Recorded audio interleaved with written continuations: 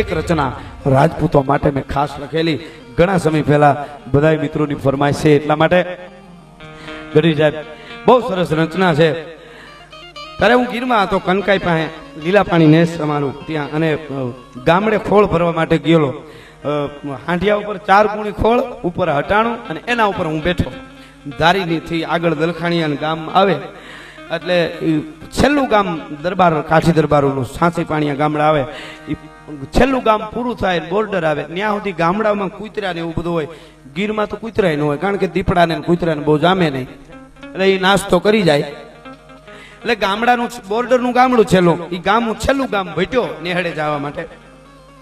2-4 જણા હામા મળ્યા અને મને કીધું, કવિરાજ ગઢવી જો અમને કવિરાજ કહે, ચોખવટ કરી દો.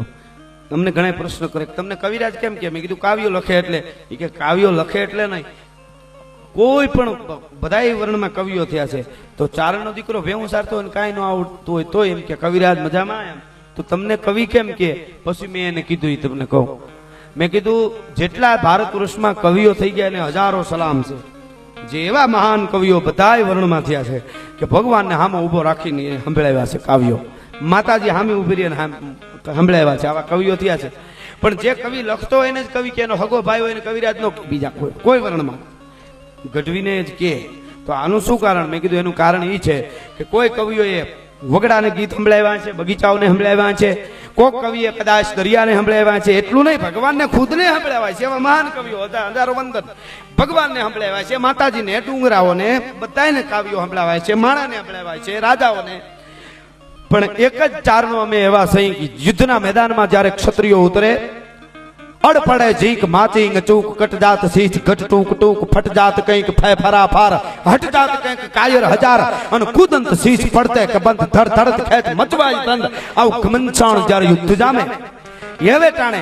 માથું પડી ગયું હોય રાજપૂતનું, હાથમાં જોટાની તલવાર હોય, હારે ચારણોય તલવારો લઈને લડતા, તેવા ઘણા ઇતિહાસ છે. એ હાથમાં તલવારો લઈને લડતા હોય, રાજપૂતના ગળામાંથી કપાઈ ગયેલા ગળામાંથી લોહીના ફુવારા ઉડે. રાજપૂતના ફુવારા ચારણની માથે વરસાદ વરસતો હોય એમ પડતા હોય, ચારણ લડતો હોય, પડકારા કરતો હોય. અને એ વખતે ચારણ હાથમાં જોટાની તલવાર હોય, માથે લોહીના ફુવારા વળતા હોય, અને યુદ્ધની વચ્ચે હાથી વગરની હોંઠું, હોંઠું વગરના હાથી, ધડ વગરના માથા, માથા વગરના ધડ ખેતરી ઉડતી હોય, ત્યાં વચ્ચે ઊભી. અને જો કોઈ ગીતો ગાયા હોય તો અમે ચારણોએ જ ગાયા છે, બીજા કોઈ નથી ગાયા, એટલે કવિરાજ કહેવાય. એટલે અમે કદાચ ન લખતા હોય તો કવિરાજ કહે. એટલે કીધું કે તમે કવિરાજ આગળ કદાચ ધ્યાન રાખજો, સિંહ છે કદાચ રસ્તામાં જોઈ, અમે હતા ત્યારે હતો. મેં કીધું કેમ? મને કે સિંહે મારણ કર્યું છે. એટલે મેં કીધું હોય ગીરમાં તો હાવજ જ હોય ને. મને કે મને હાવ રસ્તામાં છે ને તમને હેરાન ન કરે. પછી મેં કીધું કે રસ્તામાં છે તો ખાતો તો મારણ હાવજ ન કરે વયો ગયો એમ. તો કે ના ના ખાતો નથી. મેં કીધું કેમ નતો ખાતો? મારણ કર્યું, શિકાર કર્યો. એ કે અમે બધા જોવા ગયા ને અમારી યારે કૂતરા હતા, એ કૂતરા ભગવા માંડ્યા, એટલે હાવજ એનો શિકાર મૂકીને છેટો હોય ગયો. આટલું કીધું. ત્યાં તો હું કાંઈ બોલ્યો નહીં, પણ ત્યાં જઈને દ્રશ્ય જોયું, હાંડિયા ઉપર બેઠા બેઠા સિંહ છેટો ધાર ઉપર જઈને બેઠો હતો. કૂતરા છે એ આગા ઉભા ઉભા ભણતા હતા, એક ધારા 2-5 કૂતરા, અને શિયાળિયા મારણ ખાતા હતા. અને મને એમ થયું ઓહો હો, હવે કળિયુગ આવી ગયો બરાબર. કારણ કે આ તો સિંહ છે, હાવજ છે. હાવજને કૂતરા ભાઈ એની અસર થઈ, એનાથી એને એ ન બેહી ગયો, ન ખાઈ, કારણ કે કૂતરાને એ સહન ન કરી. કૂતરા ભાઈ એનો અવાજ, એ હાવજ છે એ ન સમજી ગયો. અને મેં કીધું શિયાળિયા તો નિરાતે ખાય છે, તો હાવજના શિકાર મહેનત હાવજે કરી, એ મૂકીને વયો જાય કૂતરાની બીકથી. અને જો એ મૂકીને વયો જાય ને શિયાળિયા મારણ ખાવા માંડે તો હવે હાવજ રહે ક્યાં જઈ? પછી મેં હાવજને ઠપકો દેતા ગીત લખ્યું, બહુ સરસ છે. આમાં સમગ્ર ભારત વર્ષમાં જે કાંઈ ચાલી રહ્યું છે, રાજપૂતો માટે તો છે, જે કાંઈ ચાલી રહ્યું છે એ બધું છે. એટલે મેં સિંહને કીધું કે ભાગ્યો હવજ તું ભારતે કુતરા તણા કો પાન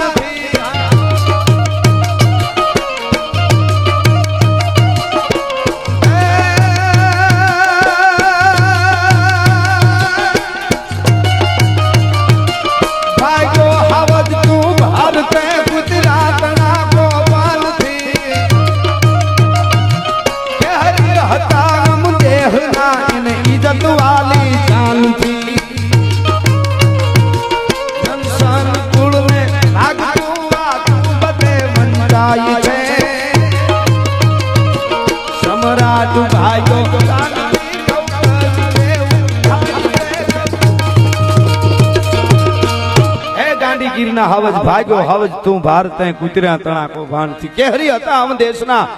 ઈ તો એને ઇજ્જત વાલી જાન થી અમારા હાવજ મરી જાય પણ ભાગે નહીં એટલી અમને ખબર છે અને તું તારો શિકાર મૂકીને ભાગી ગયો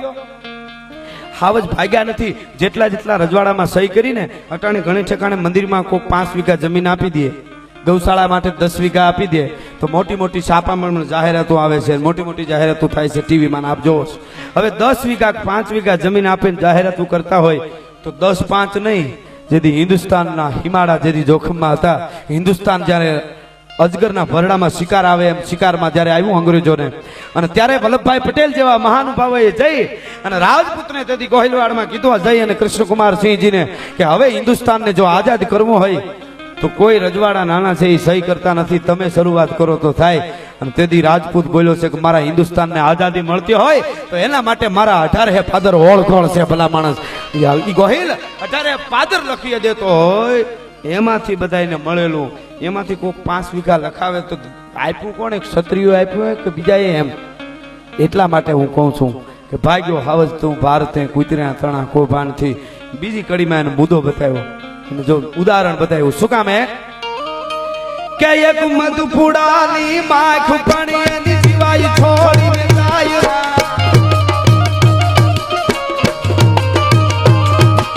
એક મધુપુડાની માખ પણ એની સિવાય છોડીને જાય તારું ધીરજનું બહુ નામી નરસિંહ ને લજવાય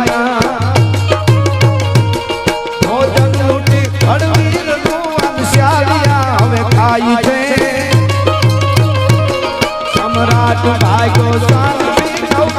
કેવું થાય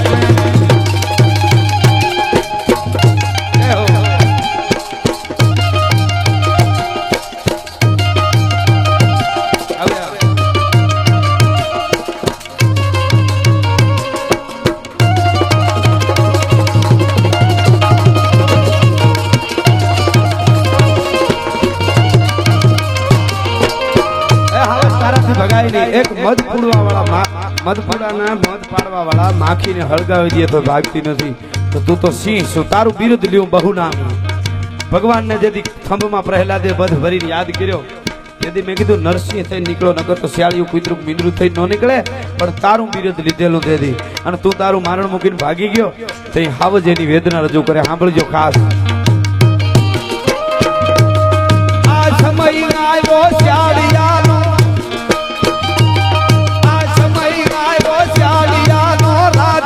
હું રંગ બન્યો વિગતે કહું છું વેદના યુગ નરિયો યુધનો રજરાય મારા રાજ સૌ હવે લોટ દુઃખ ના થાય છે સમ્રાટ ભાગ્યો શાંતિ કૌતક દેવ થાય છે એ ગાંધીગીરીના હવે તારું મારણ મૂકીને તારાથી ભગાય નહીં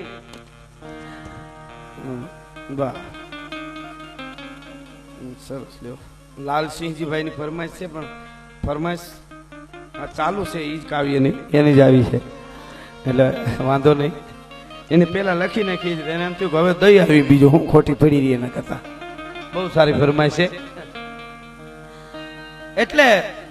હાવજ ને કીધું એટલે હાવજ કે છે સમય આવ્યો શિયાળિયાનો એટલે રાજવી હું રંગ બન્યો વિગતે કહું છું વેદના આ યુગ ન રહ્યો એટલે એટલી જયારે સિંહે વાત કરી પછી મેં કીધું તો બધું આમને હાલવા દેવાનું તમારે કાંઈ બોલ તમે ધારોય કરી શકો તમે સિંહ છો હાવજા દાણસી હાક જે હાંભળે પડે વેરી તણા ગાઢ પોસ તમે એક જણક મારો તો પહાડના ચટ્ટાનને હલબલાવી નાખો ઈ તમારી ત્રેવડ છે તમે સિંહ છો અને આવી વાત કરો છો કે અમારાથી કાંઈ ન થાય સમય નથી અમારો તમે ધારોય કરી શકો ધારોય કરી શકો કીધું ત્યારે સિંહ એની વેદના જો કરી સાંભળજો શું કહે છે કે આ સમય આવ્યો શિયાળિયાનો સમય આવ્યો શિયાળિયાનો ને રાજવી હું રક બન્યો એ વિગતે કહું છું વેદના આ યુગ નરિયો યુધનો પછી મેં એને કીધું તો તારે આ બધું હાલવા દેવાનું ને તમારે સિંહને હવે સાનમુન બેસી જવાનું ને તમારું લઈ જાય તો એને કીધું તો બીજું શું કરી મેં કીધું તમે ધારોય કરી શકો ફરીવાર કહું ધારોય કરી શકો કીધું ત્યારે સિંહે કીધું કરી તો ગમે હગી પણ સાંભળો મેં કીધું શું ત્યારે કહે છે હવે જરા કરીએ તોર તો લઈ પાંજરામાં પૂરતા હવે જરાય કરીએ તોર તો લઈ પાંજરામાં પૂરતા આ વખત સહતા વેદના અમે જબરવું ભાજુરતા આ સમયના સરદાર થઈ હોશિયારિયા મલકાઈ છે સમ્રાટ ભાગ્યો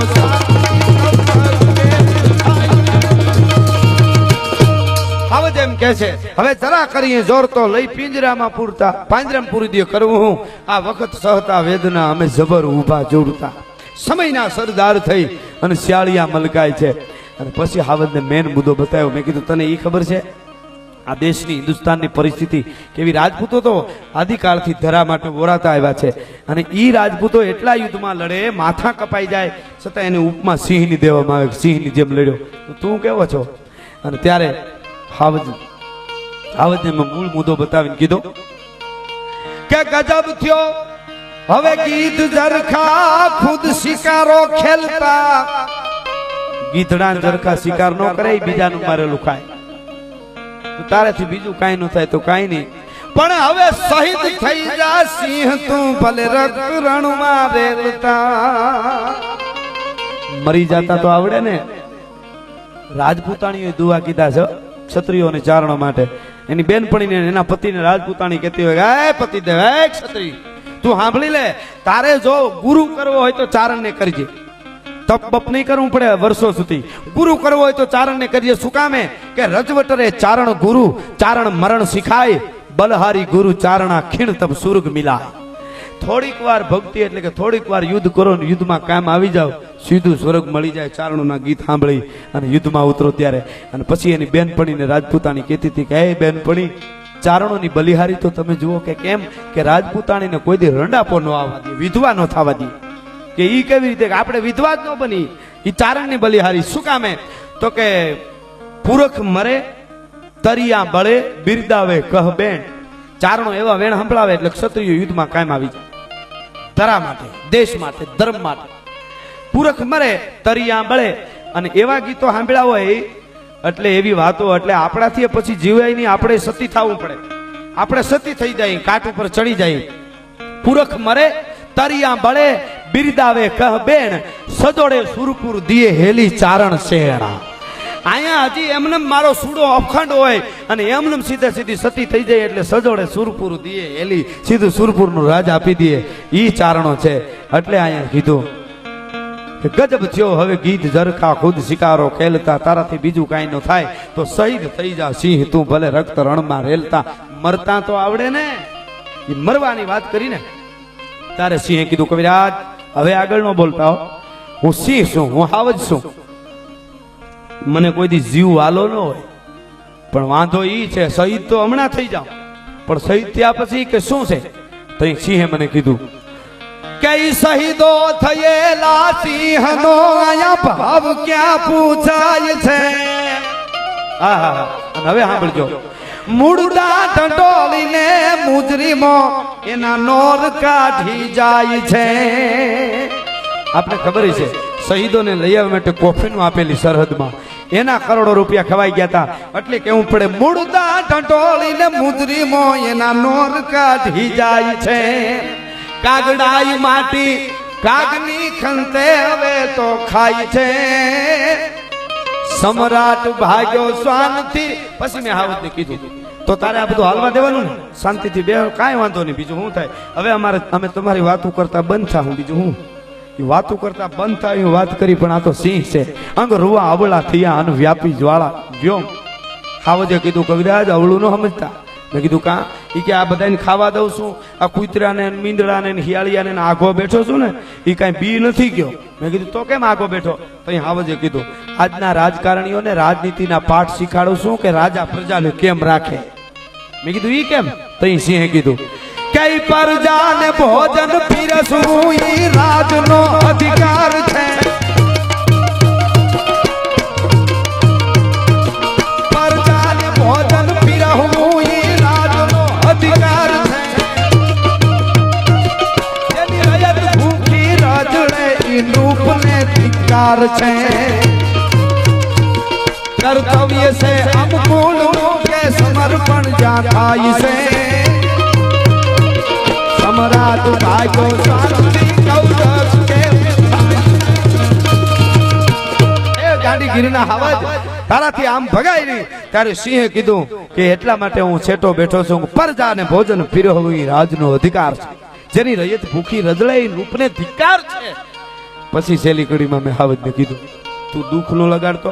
આ તો ચારણ તરીકે મારે તને કેવું જોઈએ એટલે મેં કીધું છે, બાકી આવું તો પહેલેથી જ આયલું આવે છે, આજકાલ નથી બન્યું. એટલે તું હિંમત રાખજે, તું તારે ચિંતા કરવાની જરૂર નથી. છેલ્લી કડીમાં કીધું એને